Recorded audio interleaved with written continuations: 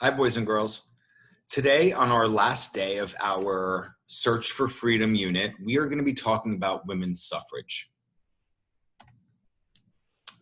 The term women's suffrage refers to the struggle that women endured during their fight to gain the right to vote in national elections. So in the United States, women were not legally allowed to vote until 1920, which was only 100 years ago from now, right? In fact, it was just the 100th year anniversary last week of the passage of the law that would allow women to vote in the country. That law, which was passed, I believe, on June 5th of 1919, the Constitution wasn't ratified until August of 2020, so figure about 14 months later. So we celebrate in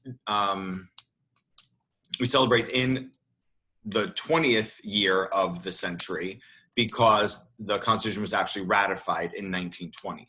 So we are celebrating 100 years of the women's suffrage movement and women gaining the right to vote. The struggle was very hard, it was very divisive, and it often became very violent, mostly against the women who were standing up for what they believed to be their right to exercise their vote. Women were forced to protest and campaign and fight for equal rights, very similar to other movements where people had to stand up and fight for what they believed was unfair treatment, discrimination in a way, right? And we've been having a lot of talks about equality lately. And gender equality is something that women have been fighting against for a very, very long time, and they continue fighting against it today. Famous women such as Susan B. Anthony devoted their life's work to securing the right to vote for all women in the country. And the drawn-out fight took place over half a century, and it finally ended August 18th, as I said a little earlier, 1920, when the US Constitution was amended for only the 19th time. And the 19th Amendment prohibits the federal government from denying anyone the right to vote based on their gender, therefore giving both genders, any gender, the right to vote. And as we recognize, as we recognized Women's History Month a couple of months ago, it's important to remember and celebrate the struggle that women have endured to have their voices heard equally throughout the country and in all aspects of human rights. So your assignment today is, first I want you to go to Destiny Quest and research the women's suffrage movement using this link, okay? Your teacher is gonna make a copy of this slideshow for you in your Google Classroom, so you'll have access to it. So you can just click that link and then go right to Destiny Quest, okay? I'm gonna show you I'm gonna remind you how Destiny Quest works in a minute. In your notebook or a journal or on a piece of paper, I want you to take some relevant notes about the history, about the notable players, and about the outcome of the women's suffrage movement, the movement to secure their right to vote for all women in America. Then I'm gonna have you choose one of these projects to show your understanding of the women's suffrage movement and its long-lasting impact on our country's history. You can create a banner or a sign or a poster that women would have used during their fight to secure the vote. If you look back, look at these signs that these women were carrying. They were walking down Fifth Avenue in New York City, protesting, a peaceful protest, of course. Look at the signs that these women were holding. Most of their signs were votes for women. It was also a chant that they would say when they were doing their protests, or give us the vote now, equality for women. So you can create a banner or a sign. You can draw a cartoon that women might have wanted people to see during their fight to secure the vote. Obviously, the cartoon would be in support of the women who were fighting for the right to vote. You can write or give a speech that a suffragette was a woman who was fighting for and through the suffrage movement.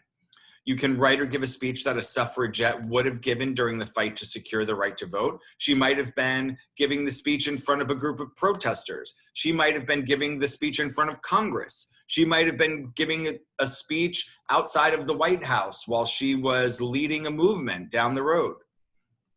You could also write a persuasive letter to Congress or even to the president to convince them or him or her to allow the women the right to vote. Okay? So why don't we quickly go to Destiny Quest and just do a little reminder. So once you're in Destiny Quest, you can go to the search field here and start typing in women's.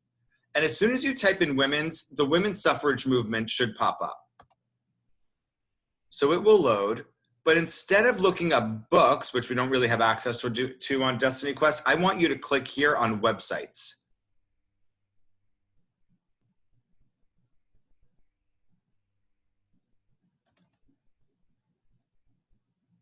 And now you're going to have access to a bunch of different websites where you can get different information about the women's suffrage movement. For example, you might be taken to the Smithsonian Education website, or you might go to the US History website. There's a lot of different information here, and I want you to utilize as much of it as possible.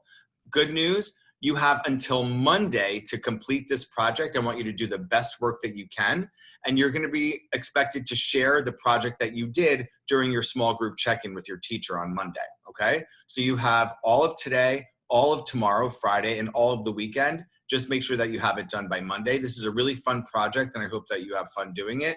And it's a really important topic that we can really learn from, okay? Especially during times when people are standing up for what they believe in. It's really important to look back in history and study the people that have stood up for what they believed in and really used their voices to ignite change. One last thing, you can type your final project or upload a final project in the last slide of the slideshow that your teacher is going to provide for you on Google Classroom.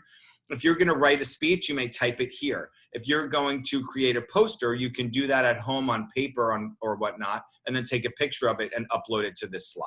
Okay, so everybody should have this slide completed, whether you're typing it or you're uploading a picture of your project. Okay, all right, have fun.